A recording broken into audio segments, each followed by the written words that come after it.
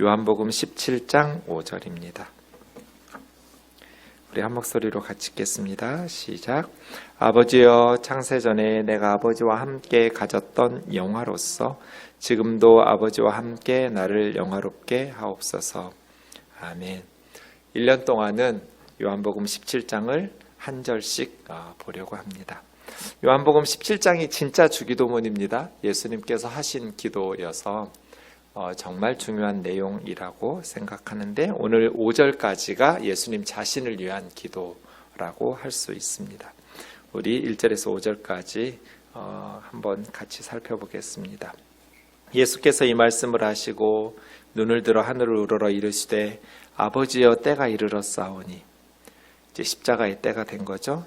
그래서 요한복음 17장은 십자가를 앞에 둔 기도라는 것을 생각하셔야 됩니다. 아들을 영화롭게 하사 아들로 아버지를 영화롭게 하게 하옵소서. 아버지께서 아들에게 주신 모든 사람에게 영생을 주게 하시려고 만민을 다스리는 권세를 아들에게 주셨음이로소이다. 영생은 곧 유일하신 참 하나님과 그가 보내신 자 예수 그리스도를 아는 것이니이다. 아버지께서 내게 하라고 주신 일을 내가 이루어 아버지를 이 세상에서 영화롭게 하였사오니, 아버지여, 창세전에 내가 아버지와 함께 가졌던 영화로서 지금도 아버지와 함께 나를 영화롭게 하옵소서. 아버지께서 내게 하라고 주신 일을 내가 다 이루었습니다. 언제 하라고 일을 주셨어요? 영원 전부터예요. 성부, 성자, 성령 안에서 의논하시고 결정된 일이에요. 하나님의 구원 계획은 즉흥적인 게 아니에요. 창세 전부터예요. 왜? 인류 구원을 위해서, 우리를 구원하시기 위해서 성부, 성자, 성령 중에 성자 예수님을 선택하셨고, 천사 중에 하나를 선택할 수 없었어요. 사람 중에 한 사람을 선택할 수 없었어요. 하나님이신 그분이 직접 그 임무를 맡기로 결정하셨어요. 왜? 인류 구원을 위해서. 아버지께서 내게 하라고 주신 그 일이 뭐예요? 성육신 하셔서 율법을 지키시고 십자가를 지시는 그 모든 지상의 사역이지요. 네. 내게 하라고 주신 일을 내가 이루어 아버지를 이 세상에서 영화롭게 하였습니다. 예수님의 사역, 지상의 삶의 목적은 하나님 아버지께 영광을 돌리는 것이었어요. 인생의 목적이 무엇이뇨? 하나님께 영광을 돌리며 그를 영원토록 기뻐하는 것. 아버지여, 창세전에 내가 아버지와 함께 가졌던 영화로서 지금도 아버지와 함께 나를 영화롭게 하옵소서. 창세전에 아버지와 함께 가졌던 영화. 예수님은 창세 전부터, 영원 전부터 성부, 성자, 성령 안에서 하나님의 영광을 누리고 계셨어요. 하나님이시니까 하나님과 같은 본질, 같은 영광을 누리고 계셨죠. 창세 전부터, 성육신 이전까지 예수님은 하나님과 본질적으로 같은 하나님이에요. 한 하나님이에요. 그래서 성부, 성령 안에서 동일한 영광을 누리고 계셨어요. 그런데 사람들의 구원을 위해서 성육신 하시면서 하나님과 같은 영광을 사양하신 거예요. 예수님이 신성을 버리신 게 아니에요. 성육신 하셨을 때도 예수님은 하나님이에요. 하나님보다 열등한 존재가 아니에요. 예수님께서 사양하신 것은 신적인 영광이에요. 신성을 포기하신 것이 아니라 신성과 인성을 그대로, 참 하나님, 참 사람. 그런데 태초부터 아버지와 함께 가졌던 그 동등하신 영광을 내려놓고 성육신 하신 거예요.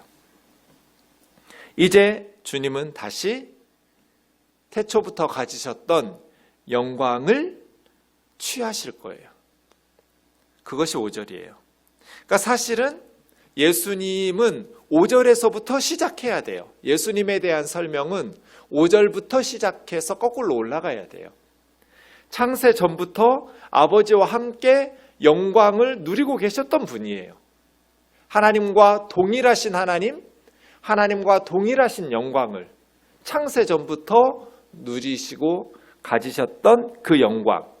그런데 이제 그 영광을 사양하시고 내려놓으시고 성육신하셔서 아버지께서 하라고 주신 일을 다 이루어 이제는 인류 구원을 위한 지상사역을 마무리하고 부활하시고 승천하셔서 하나님 보좌 우편에 앉으셔서 만민을 다스리시고 통치하시는 이제 본래 가지셨던 영광을 다시 취하실 거예요. 그 5절이죠. 예수님께서 우리를 위해서 그 영광을 내려놓고 오셨다는 거예요. 그래서 예수님은 어떤 삶을 사셨어요? 우리가 우리 자신에 대해서 너무 집중하고 몰두하는 자기중심적인 신앙생활과 인생을 살기 때문에 무능해요. 자기에게 너무 집중하면 이 험한 세상을 이겨낼 힘이 없어요. 그런데 예수님에게 집중하면, 예수 중심적인 삶을 살게 되면 하늘로부터 모든 신령한 은혜는 예수 그리스도를 통해서 오거든요. 우리에게. 그래서 세상 사람들과 똑같은 환경에서 똑같은 사건들을 경험하면서 살아감에도 불구하고 세상을 이겨요. 그 신앙생활이죠. 그래서 여러분, 예수 그리스도를 묵상해야 돼요. 예수 그리스도를 깊이 생각해야 되고, 어느 집사님이 저한테 질문했어요. 목사님, 예수님을 깊이 생각한다는 게 뭐예요? 뒤에 예수를 깊이 생각하라 했는데 어떻게 하는 게 예수님을 깊이 생각하는 거예요? 제가 뭐라고 대답했냐면 픽스, 고정시키라고. Fix your thought on Jesus. 이렇게 영어 성경이 번역했어요. Fix on Jesus. 예수님에게 고정시키는 거죠. 그런데 뭘 고정시키냐면 thought, 생각. 너의 생각들을 예수님에게 고정시켜라. 그것이 예수를 깊이 생각하라고. 카타노에오 예수, 이 말은 예수님을 바라보라는 거예요. 예수님에게 고정하라는 거예요. 그래서 우리가 요한복음 17장 1절에서 5절의 말씀들을 묵상하면서 우리에게 영생을 주시려고 예수님이 무엇을 행하셨는지를 깊이 묵상할 때 우리는 우리가 얼마나 소중한 존재인지를 알게 돼요. 우리 자신이 가진 것들을 생각할 때 우리 자신이 얼마나 소중한 존재인지가 아니라 다른 사람들이 나를 평가하는 그 평가에 의해서 내가 성공한 인생이고 정말 중요한 사람이라 이렇게 남의 평가를 구걸하면서 내 삶의 의미를 찾는 것이 아니라 세상에서 공부 잘하고 시험 잘 보고 취직하고 대학 합격하고 이런 어떤 업적과 성취를 통해서 내 삶의 존재 의미를 부여하는 것이 아니라 날 위해서 예수님께서 무엇을 행하셨는지를 묵상할 때 내 삶의 가치가 얼마나 소중한지를 깨닫게 돼요. 그래서예요. 이 5절 말씀. 창세 전부터 주님은 하나님과 동등한 영광을 취하고 계셨어요. 그런데 우리 때문에 하나님과 동등한 영광 누리던 것들을 다 빼앗기고 다 잃어버리고 이 땅에 오셨어요. 그것이 무엇을 의미하는지 이사야 53장 2절 3절에서는 우리의 보기에 흠모할 만한 아름다운 것이 없다. 예수님은 흠모할 만한 아름다운 것이 없도다. 멸시를 받아 사람들에게 버림받았으며 간고를 많이 겪었으며 질고를 아는 자라. 마치 사람들이 그에게서 얼굴을 가리는 것 같이 멸시를 당하였고 우리도 그를 귀하게 여기지 아니하였도다. 예수님을 누가 귀하게 여겼어요? 다 예수님 이용만 해먹었지. 예수님의 제자들도 십자가 전날까지 예수님 이용해서 권력의 실세가 되려고 했지. 그거 안 되니까 한 놈은 팔아먹어버리고. 누가 예수님을 귀하게 여겼어요? 베다니의 마리아 정도? 향유옥합을 깨뜨렸던.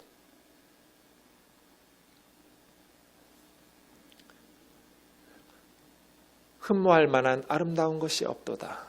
왜? 가난하니까. 배운 게 없으니까.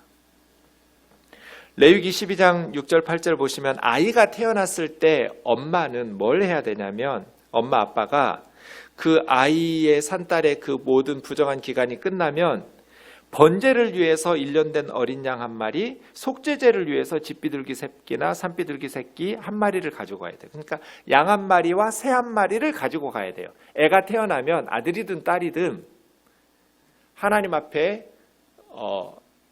번제로 양 한 마리 바치고 속죄제로 새 한 마리 바쳐야 돼요.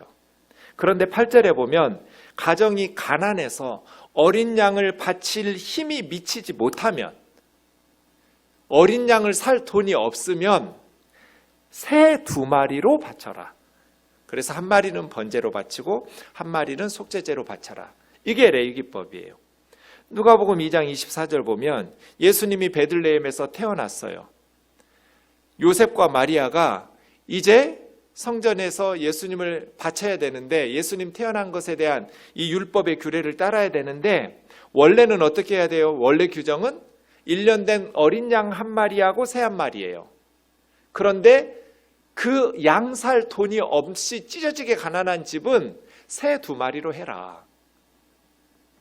여러분이 요셉이나 마리아였으면 예수님이 태어났을 때 뭐 갖다 바치고 싶겠어요? 어지간하면 양 한 마리하고 새 한 마리 갖다 바치기 쉽겠죠. 그런데 요셉과 마리아는 예수님이 태어났는데도 양 살 돈이 없었어요. 그래서 새 2마리, 한 마리는 번제로, 한 마리는 속죄제로 갖다 바친 거예요. 예수님 가난했어요. 동생들은 줄줄이 있고 아버지 요셉은 일찍 죽고 가장 노릇했어야 돼요. 예수님이. 지금은 목수는 전문직이어서 굉장히 많은 돈을 벌기도 하지만 예수님 시대의 목수는 저 밑바닥에 있는 육체 노동자, 천대받던 하층민에 불과해요. 가난한 목수. 그래서 마가복음 6장 3절에 사람들이 이 사람이 마리아의 아들 목수가 아니냐, 야고보, 요셉, 유다, 시몬의 형제가 아니냐, 그 누이들이 우리와 함께 여기 있지 아니하냐 하고 예수를 배척한지라. 고향 사람들조차 예수님을 존중하지 않았어요. 우리도 그를 귀히 여기지 아니하였도다. 흠모할 만한 아름다운 것이 없었어요. 가난하니까. 배운 게 없으니까. 그래서 여러분, 가난하다고 배운 것이 없다고 절대로 사람을 멸시하면 안 돼요. 예수님은 자기가 멸시받았던 거 생각하실 거예요. 그래서 그 심정, 그게 얼마나 가슴 아픈 일인지 누구보다도 잘 아시는 분이 예수님일 거예요. 부모 없다고, 아빠 없다고 무시당하는 거, 육체 노동자라고 무시당하는 게 무엇인지 예수님이 너무너무 잘 알고 계실 거예요. 예수님이 정말 있는 집 자식이었으면 바리새인들이 그렇게 무시했겠어요? 그렇게 함부로 말했겠어요? 고향 사람들이 이렇게 말하겠어요? 마리아의 아들, 이 말은 후레자식이란 말이에요. 애비 없는 자식이라는 말하고 똑같아. 거의 욕으로 봐요, 성경학자들은. 의도적으로 모욕하고 조롱하고 비웃고 헐뜯고 그렇게 많은 은혜를 받았으면서도 십자가에 못 박으라고 외치고, 창세 전부터 아버지와 함께 누리셨던 그 영광을 버리고 성육신하기로 작정하셨을 때 예수님이 이 땅에서 겪었던 것들은 그런 것들이죠. 그래서 로마서 8장 3절에서는 하나님이 자기 아들을 죄 있는 육신의 모양으로 보내셨다. 죄 있는 육신의 모양으로. 빌립보서 2장으로 말씀을 마치겠습니다. 그는 근본 하나님의 본체이시나 창세 전부터 아버지와 함께 가졌던 영화로서 근본 하나님의 본체예요. 그 영광 누리고 계셨어요. 영원 전부터. 하나님과 동등됨을 취할 것으로 여기지 아니하시고 신성을 버린 게 아니에요. 신적인 영광 받으심을 포기하고 내려오신 거예요. 종의 형체를 가지사 사람들과 같이 되셨고 사람의 모양으로 나타나사 자기를 낮추시고 죽기까지 복종하셨으니 곧 십자가에 죽으심이라. 아버지여, 이제 다시 아버지와 함께 나를 영화롭게 하옵소서. 이러므로 하나님이 그를 지극히 높여 모든 이름 위에 뛰어난 이름을 주사 하늘에 있는 자들과 땅에 있는 자들과 땅 아래에 있는 자들로 모든 무릎을 예수의 이름에 꿇게 하시고 모든 입으로 예수를 주라 시인하여 하나님 아버지께 영광을 돌리게 하셨느니라. 예수님이 그 영광을 버리고 내려와서 다시 영광의 자리로 올라가시니까 무슨 일이 발생했어요? 아버지께 주신 모든 사람에게 영생을 주게 하시려고 만민을 다스리는 권세를 얻으셨어요. 그래서 꼭 예수님은 그물 같아요. 가장 높은 곳에서 가장 밑바닥까지 그물을 쳐서 다시 가장 높은 곳 하나님의 우편에 앉으셨어요. 그래서 그물을 들어 올렸어요. 그 주님의 자리에 그물에 담아서 우리를 하나님의 자녀로 삼아 주셨어요. 그 예수님을 바라보면서 저와 여러분의 삶이 아무리 힘들고 어려워도 용기 있게 살아갈 수 있기를 원합니다. 내 삶이 소중한 이유, 주님의 희생에 있고 사랑에 있습니다. 다른 사람의 삶이 소중한 이유, 주님의 희생과 사랑에 있습니다.